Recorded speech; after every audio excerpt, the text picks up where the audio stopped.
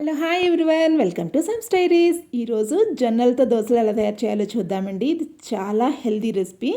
అలానే ఒక్కసారి కనుక మీరు ట్రై చేశారంటే నిజంగానే చాలా బాగున్నాయి, టేస్టీగా ఉన్నాయంటారు మీరే.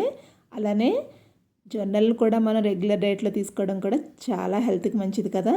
సో రెసిపీలోకి వెళ్ళిపోదాం. దీనికోసం ముందుగా ఒక గ్లాస్ వరకు పొట్టి మినపప్పు నానబెట్టుకోవాలి. అలానే ఒక 2.5 గ్లాసెస్ వరకు జొన్నలు తీసుకుని అందులో ఒక 2 స్పూన్స్ వరకు పచ్చిశనగపప్పు, అలానే ఒక స్పూన్ మెంతులు కూడా యాడ్ చేసుకుని 8 అవర్స్ అన్న నానబెట్టుకోవాలండి జొన్నలు.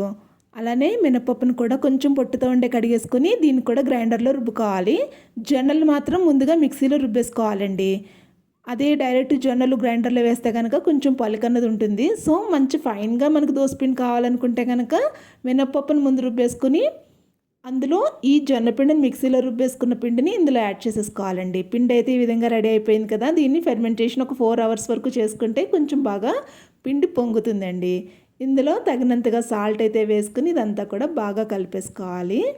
ఇది ఇప్పుడు మనకి దోసల పిండి అయితే రెడీ అయిపోయింది.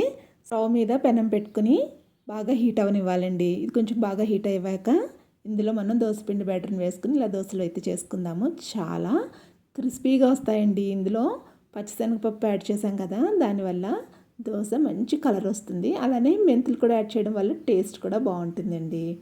ఇవి రెగ్యులర్గా మనం ఈ విధంగా దోశలు చేసుకొని తిన్నామంటే మనకి చాలా మంచిది హెల్త్కి కూడా. పిల్లలు కూడా చాలా ఇష్టంగానే తింటారు. జొన్న రొట్టెలు రెగ్యులర్గా జొన్న రొట్టెలు కూడా తినేవాళ్ళు ఉంటారు కదా, వాళ్ళు ఈ విధంగా జొన్న దోశలను కూడా వేసుకొని చూడండి. చాలా ఈజీగా అయిపోతుంది ఈ రెసిపీ అయితే. సో చాలా క్రిస్పీగా కూడా వస్తాయి దోశలు. ఈ విధంగా చట్నీతో సర్వ్ చేసేసుకోవాలండి. చాలా ఎమ్మీగా టేస్టీగా ఉంటుంది. అలానే మీరు కూడా ఒకసారి ట్రై చేసి నిజంగానే ఎలా వచ్చిందో కామెంట్ చేయండి. నా రెసిపీస్ కనుక మీకు నచ్చినట్లయితే లైక్, షేర్ అండ్ కామెంట్ చేయండి. అలానే సబ్స్క్రైబ్ చేసుకోండి.